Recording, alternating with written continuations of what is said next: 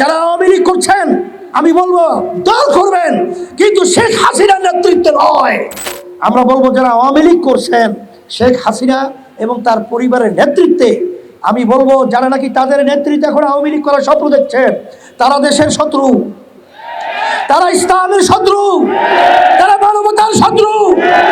কারণ তারা ভারতের এজেন্ডাকে বাস্তবায়ন করেছে। শেখ প্রধানমন্ত্রী ফ্যাসিস্ট, তিনি বলেছিলেন ভারতকে যা দিয়েছি তা কখনোই তারা ভুলতে পারবে না।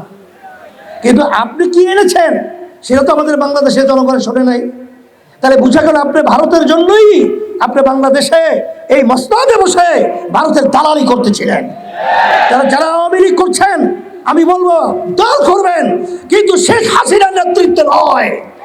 আওয়ামী লীগের শেখ মুজিবুর রহমানের সেই যারা নাকি বিতর্কিত তাদের নেতৃত্বে আওয়ামী লীগ বাংলার জমিনে চলতে পারে না, চলতে দেওয়া হবে না ইনশাআল্লাহ।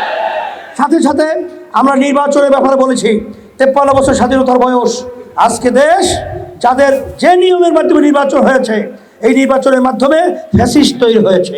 এই জন্য ইসলামী আন্দোলন বাংলাদেশ সব রাজনৈতিক দল আমরা পিআর সিস্টেম নির্বাচন প্রবর্তনের জন্য আমরা দাবি তুলেছি। পিআর সিস্টেম আপনারা জানেন প্রায় 91টা দেশ তাম দুনিয়ার ভিতরে এই পদ্ধতি রয়েছে।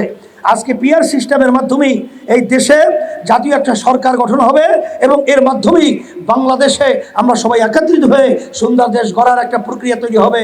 আর এক শ্রেণীর তারা এককভাবে ক্ষমতায় যে আবার ফ্যাসিস্ট হবে, আমাদেরকে জুলুম করবে, আমাদের মাথায় নূর রেখে বড়ই খেয়ে টাকা বিদেশে পাঠিয়ে বেগম পড়া তৈরি করবে। বাংলাদেশের জনগণ দেখতে চায় না, বাস্তবায়ন হতে দেবে না ইনশাআল্লাহ।